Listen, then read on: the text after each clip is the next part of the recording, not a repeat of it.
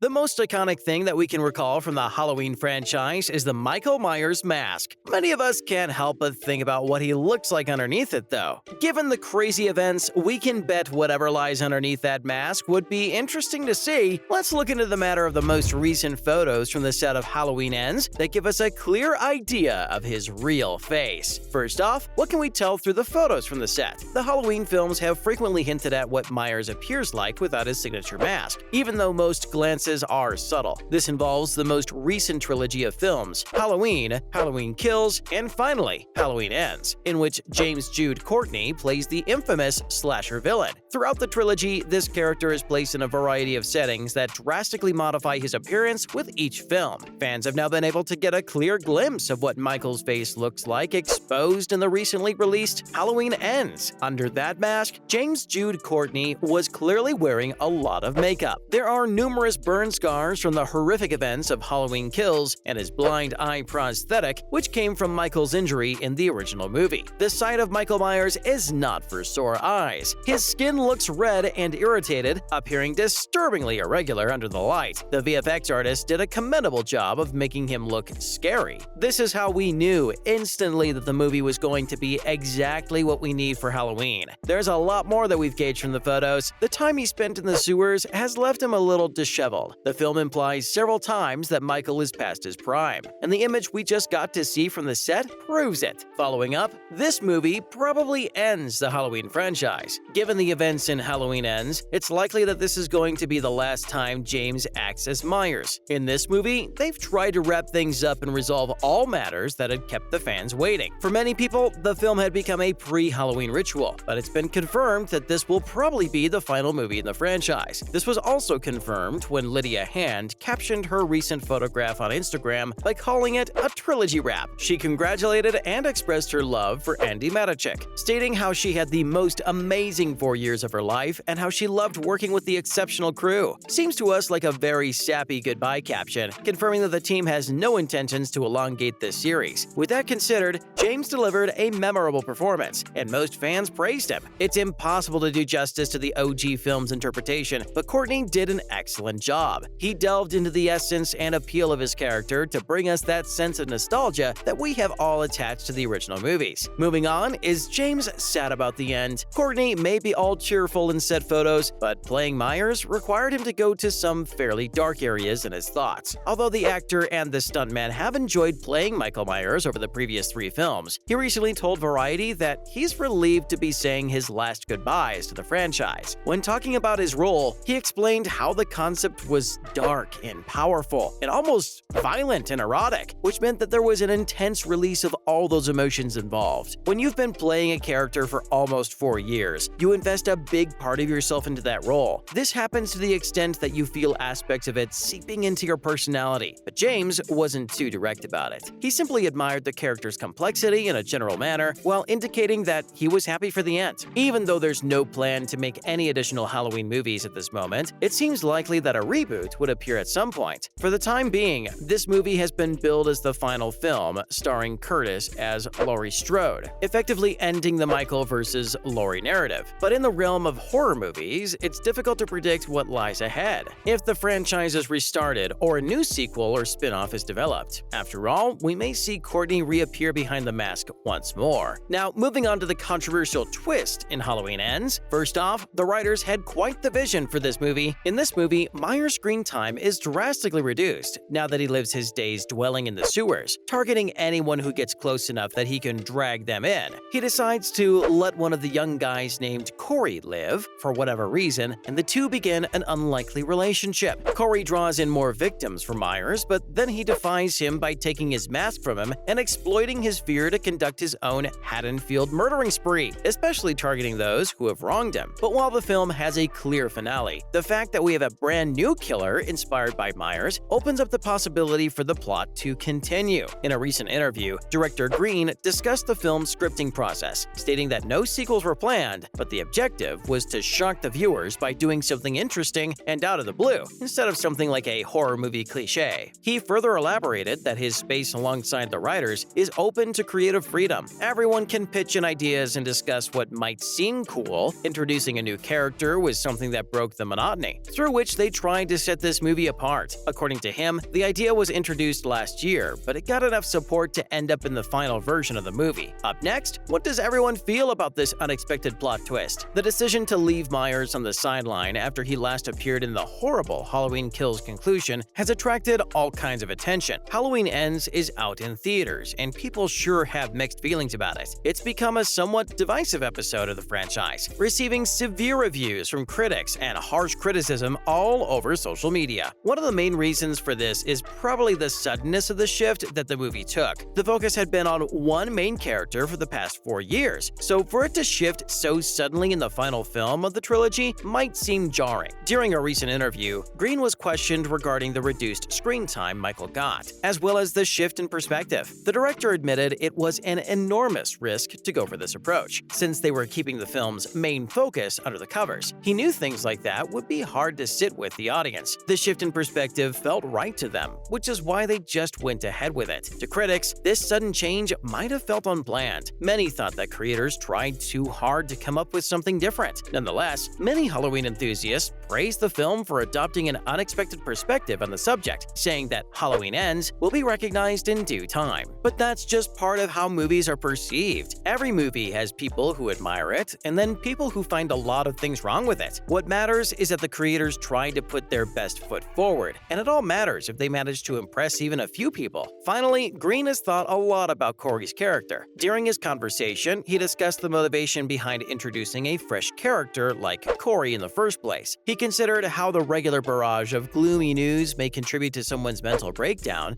as he'd seen in Friends. This remark inspired the change in tone in Halloween Ends. He believed this story showed how contagious negativity could be. It's what produces evil and presents evil in an amusing, popcorn, midnight madness film like Halloween Ends. He wanted to present that feeling in a way that people could relate to. Sometimes a person's mind races to where they can't sleep because they read the dismal news headlines just before bed. This feeling leaves a sense of hopelessness in a person. He's clarified that his movie is not a political film. However, he has many friendships that have suffered from despair. The director then illustrates how someone like Corey could find a connection with a local serial murderer like Michael Myers. The character has suffered from PTSD, being the outcast of his community. He connects it to the feeling of isolation we all experience daily. In a way, Green tried to explore how a person like Corey could heal from his traumas, even though he insists the movie doesn't mean to portray a solid message. His thoughts behind Corey's creation seem to be quite interesting. He tried to reconstruct a character that had already been deconstructed by the society around him. And that's a wrap, folks. Have you guys watched Halloween Ends yet? Tell us in the comments below. And as always, make sure to click that like button and subscribe to our channel so you never miss out on more exciting updates about the Halloween franchise. See you in the next video.